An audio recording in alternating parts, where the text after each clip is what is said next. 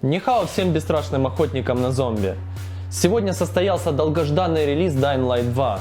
И раз уж вы попали на мое видео, то вам очень повезло. Ведь я расскажу про подробности игры и про технические характеристики на ПК для комфортного прохождения. Поэтому let's go, поехали!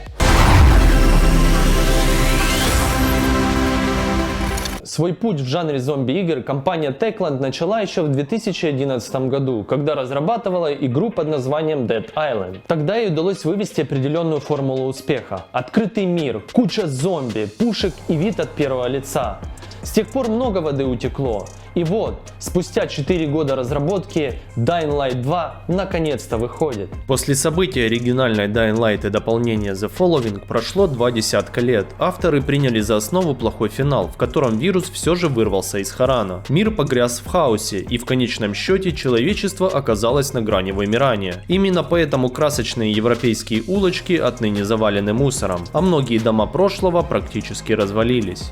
И все же в городе еще можно отыскать электричество, которое буквально ценится на вес золота. Лишь с помощью ультрафиолетовых ламп можно избавиться от тех монстров, что выходят пировать под покровом ночи. На бандах в Dying Light 2 завязано по-настоящему многое. Вам предстоит регулярно взаимодействовать с ними в ходе приключений, влияя на мир тем или иным способом. Словом, если вы станете часто сотрудничать с законниками, то беспорядка в городе станет меньше. Если же с уголовниками, то наоборот. Итогов, к каким могут привести ваши решения, действительно много. Целая паутина, составленная из сотен ячеек ивентов.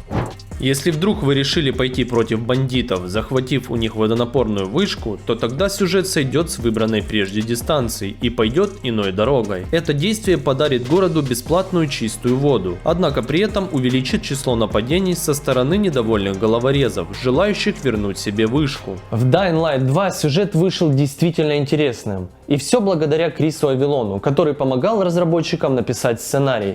Этот человек в свое время создал Planescape Torment, Fallout 2 и другие проекты прошлого. В сиквеле нам выпадает роль Эйдена Колдела, одного из пилигримов, странников-одиночек, которые помогают нуждающимся. Представленная версия стартует спустя несколько часов после начала сюжетных событий, когда герой уже немного прокачан, а мир открыт для исследования. Но основная цель протагониста ясна. Эйден ищет похищенную сестру Мию, что и приводит его в конечном счете в город. Первая часть по сути являлась аттракционом, где мы просто получали удовольствие от динамичного паркура и кровавых сражений. Вменяемого сюжета же она не имела. Персонажи поражали своей карикатурностью, никаких внезапных поворотов не существовало, а сами события в целом как минимум вызывали зевоту. История игры считалась ее самым слабым местом, и именно поэтому в Dying Light 2 разработчики плотно взялись за этот аспект. Приготовьтесь повстречаться с интересными и запоминающимися героями, с поражающими воображение ситуациями и неплохим финалом. По сюжету, ребят, я вам больше ничего не скажу, так как не хочу спойлеров для тех, кто будет проходить.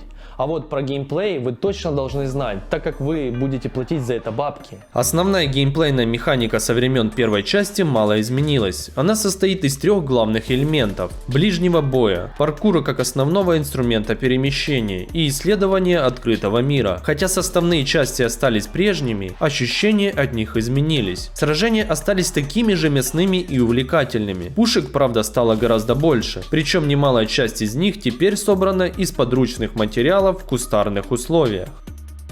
Главный герой кажется более тяжелым, чем Кайл из первой части. Его действия обладают большей инерцией. Замахи даже одноручным оружием стали медленнее, но зато каждое попадание по врагу выглядит сочнее. Приемы по большей части такие же, как в Dying Light. Простой удар, усиленный блок-пинок. Со временем получится открыть дополнительные способности вроде удара с разгона, подката или дроп-кика. Лазание по стенам и перемещение по крышам все таким же образом захватывает дух и выполнены на зависть нашему другу-ассасину. Перемахнуть через препятствие в один миг, прыгнуть в окно, пробежав через сквозное помещение, оттолкнуться от столба и повиснуть на канате — все это и многое другое доступно в Dying Light 2, так что будьте уверены, вы не заскучаете.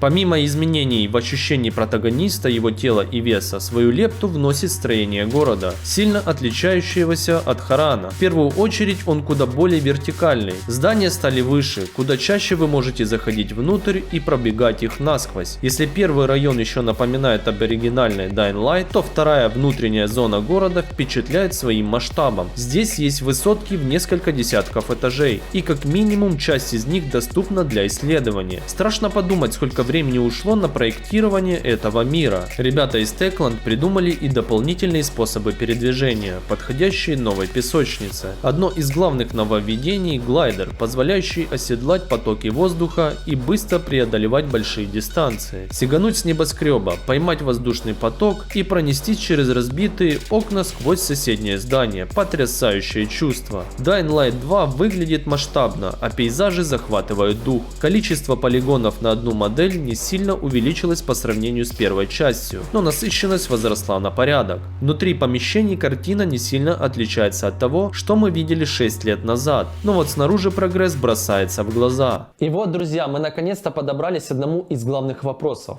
А подтянет ли ваш ПК всю масштабность и красоту этой игры? Я провел время за ПК-версией. На глаз Dying Light 2 загружается плавно и быстро. Но это с учетом, что у меня две видеокарты, одна из которых Nvidia 1080 Ti. Картина не выглядит страшной. Тут все в большей или меньшей степени на уровне других современных игр. Но если есть запрос на игру с трассировкой лучей в реальном времени, то тут без мощной видеокарты никак не обойтись. Ребят, на представленном скриншоте вы можете ознакомиться и разобраться полностью со всеми техническими характеристиками, дабы понять, подтянет ли ваш ПК такую красоту, либо придется бегать на минималках и довольствоваться тем, что есть. Подытоживая все сказанное, вы можете сделать выводы и точно теперь понимать, покупать вам ее и сможет ли ваш ПК потянуть такую красоту. Также еще я хотел добавить, что Dying Light 2 без прикрас можно назвать одной из лучших игр про зомби во всей индустрии. Никогда еще один проект не вбирал в себе сразу и сумасшедший геймплей, и крутую графику, и отличный сюжет с возможностью моральных выборов. Если вы обожаете подобные, крошить мертвецов своим мачете, то ни в коем случае не проходите мимо. Всем спасибо и цей Джен.